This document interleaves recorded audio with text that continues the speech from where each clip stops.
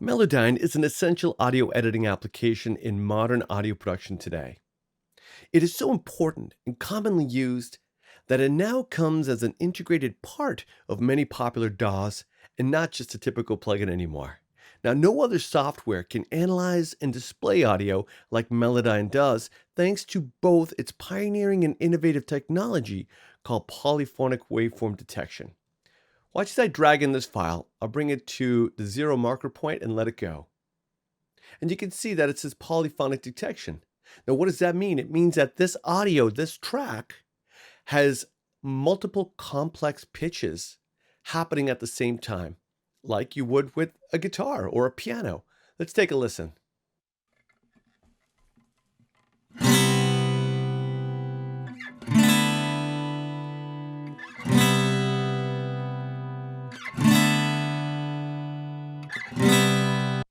But here's the real key advantage, is that by analyzing and displaying the audio, Melodyne is now giving you access and insight into the audio like never before. You can see that we have a typical waveform up here at the top, but when we bring it into the editing window, it literally analyzes the audio and it separates it out into its strongest individual melodic notes. That's right, we are looking at the individual notes here, and it also identified the key, which you can change by right-clicking at any time. You can transpose audio or correct Melodyne. Perhaps we'll do a demo of that in a moment. Now here we have corresponding notes running along here relative to the key that we're working with.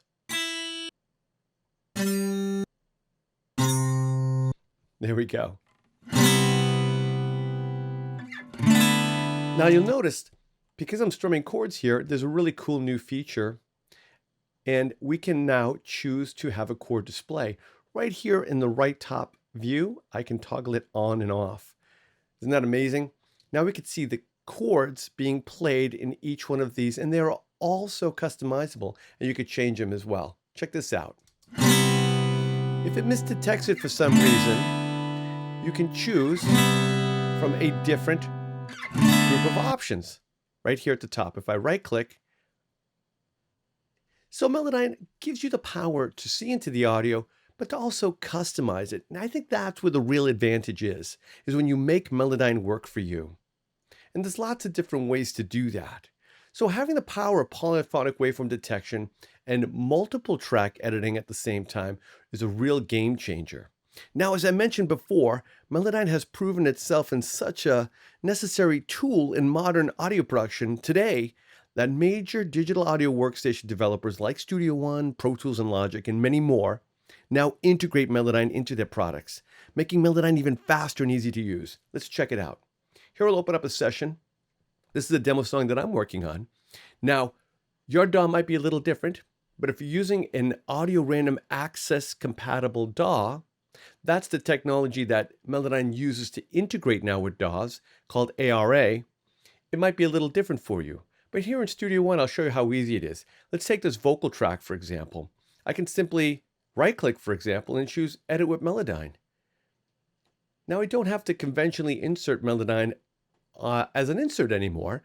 It can just open it up quickly for me without having to analyze the entire track in real time. And I think that is really, really cool. Let's take a listen to this. I hear your voice telling me you wanna be. I have a choice to leave or lose a part of me. I'm feeling fine, but I don't know why. Now I'll give you a tip. See, often people might analyze a vocal first because that's really what they want to dive into when they first want to edit. But vocals can be very complex relative to the performance, energy, and emotion. Now you can see it's identified here as A flat major. I'll give you a tip that I really love working with, and that's to analyze a melodic source of audio that you know is in the key that you're going to be working with if you don't know the key in advance. Now to remove Melodyne, by the way, it's just as easy. If I left click on the vocal file, I could choose Remove Melodyne, and now it's gone. Let's actually come up to the acoustic guitar part here, and let's bring that into Melodyne now. And you can see the file was analyzed. Now here's another tip for you.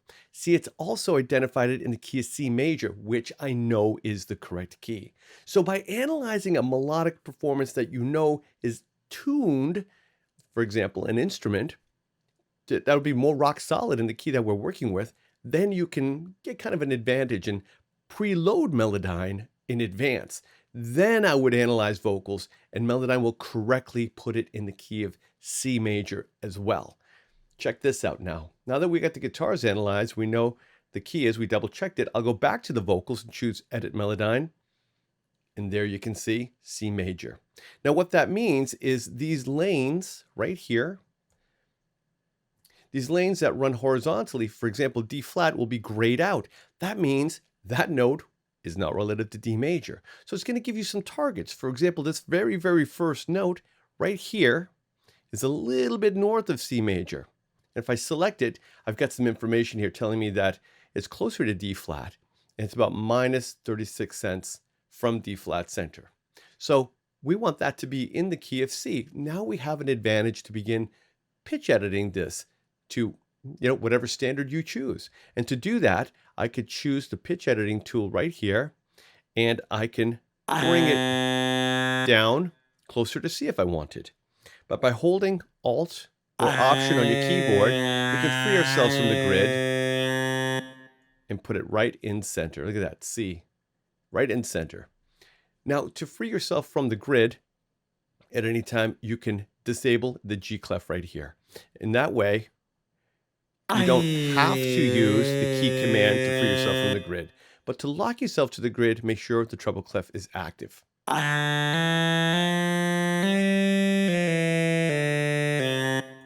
As easy as that. And there's so much more we can do. Now again, right-clicking gives us quick access to the main tools right here, and they're also located up here. And we also have some macros that we'll explore. So now that we know we're in the key of C major, and we identified it by preloading the acoustic guitar, by the way, which is right here, another tip I want to share with you before you begin getting started editing is to make sure that the audio has been analyzed in the correct algorithm. If you look at this, this is an acoustic guitar performance. Let's take a listen.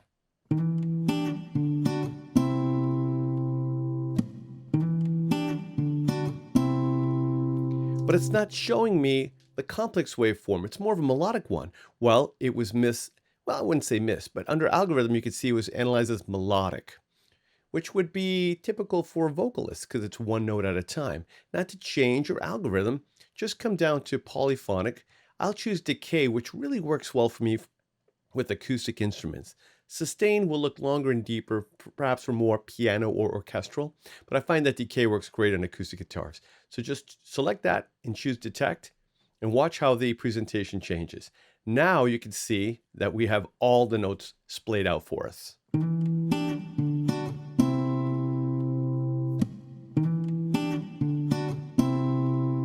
So we've correctly identified the algorithm that we want to be working with, and we used the acoustic guitar to correctly identify the key if we didn't know what key the song was in. Now we can begin editing this. And there are several ways to do this. You can do it one note at a time, as I showed you earlier. Or now that we correctly put it in C major, we could come up to a macro if you wanted to manipulate audio as a group. Now, before you do this, if you don't have audio selected, like so with the main tool, it'll manipulate the entire track, whatever you have analyzed. So keep that in mind too. There's another tip for you. If we wanted to just work with this passage, myself, I like working in smaller chunks of audio at a time. Let's say we just wanted to manipulate this range. Let me go back to my macro. Now, another tip is you could choose snap to chord scale. What this will do is if there's a note that's completely out, for example, like this B flat right here in this area, it's going to nudge it closer to the next note that is in key relative to C. All of those notes are now going to kind of pop in the right direction, again, giving you an advantage. And then in real time, while the audio is playing back, you can manipulate the pitch center And you could see how off my singing was. And stop when it feels right. A 100% isn't always correct because, you want to preserve the energy and the flow between different notes. But in this example, let's bring it up to about 86%. And then we can also manipulate the drift. This is the strength of the note being performed around tonal center. And again, you can adjust this from the taste as well. I'll bring that one to 86% too and choose OK. Now this vocal performance will be more in key with our acoustic guitar. I just overlaid the acoustic guitar analyzed track here by using Control on my keyboard to bring it in. And remember, Melodyne will work on both Mac and Windows environments, so you have no problems there at all. Let's hear these two instruments together, the vocals and the guitar. I hear your voice telling me you wanna be. I have a choice to leave or lose a part of me. There you go. This is a demo I'm working on, and so far, so good. Now, if you wanted to have a different color, for example, let's say I just wanted to use the acoustic guitar as a reference, I can make it this color here, gray, like so. Now, gray means it'll be visible and audible, but you can't edit it, so it's locked. So you can't accidentally start editing the acoustic guitars. And let's bring in the vocals over that, and now you can see where they live in harmony and musical contextual relationship to each other. I hear your voice telling me you wanna be. I have a choice to leave or lose a part of me.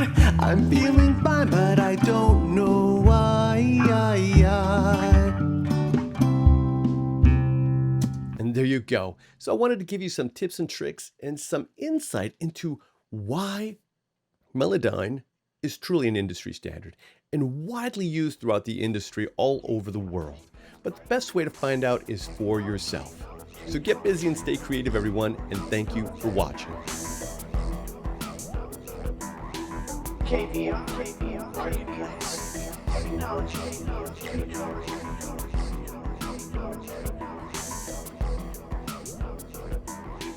KVM.